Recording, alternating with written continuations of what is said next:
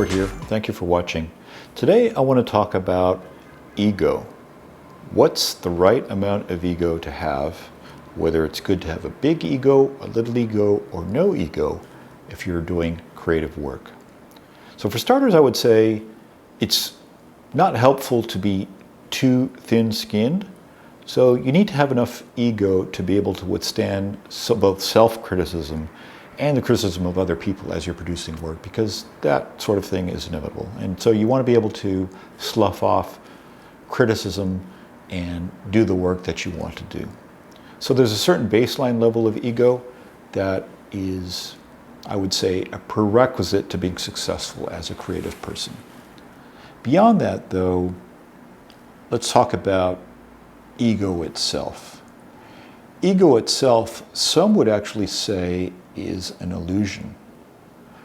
Some would say that ego is a kind of thought pattern that develops over time in an individual that is very interested in self-preservation, and the concept itself of ego, the concept itself of the individual, is actually an illusion.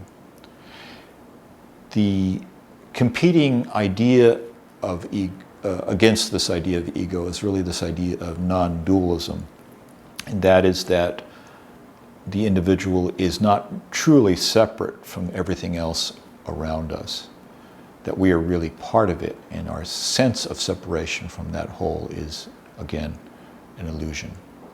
And with those two ways of looking at things, both from an egocentric point of view versus a non-dualistic or holistic point of view, there are two types of beauty that go with it.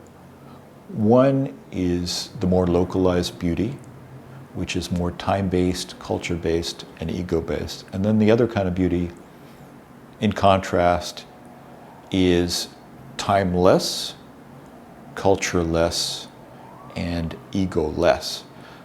So the maybe more traditional idea of beauty would be paralleled in the world of architecture, the world of fashion, the world of product design.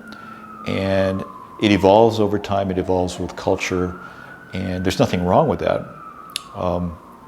In another video I'll talk about good or bad and what that really means, but that is a sort of localized beauty that is ego-based. And I guarantee it will evolve over time, because opinions about what is good or bad or right or wrong with regard to aesthetics and beauty evolve. The other kind of beauty we could call beauty with a capital B is that which is tied into this notion of non-dualism, that we're not truly separate from the whole. And that beauty is more purely emotional and not intellectual. And that sort of beauty is what could bring a tear to your eye, for instance, if you're listening to a piece of beautiful music that touches you, or a piece of art that touches you. Occasionally architecture even does that. And that is certainly a laudable goal for all of us doing creative work. It's also very hard, I must say. But the way ego ties into that is that to produce that kind of work, whether you have a little ego or a big one, is you actually have to kind of set that ego aside and work in a space where ego and those thoughts that come out of that don't get in the way. Another video I kind of mentioned the creative process and this idea of silence. That is sort of the realm in which one tries to avoid the interference of the ego and look for solutions that really tap into this holistic world, the non-dualistic world.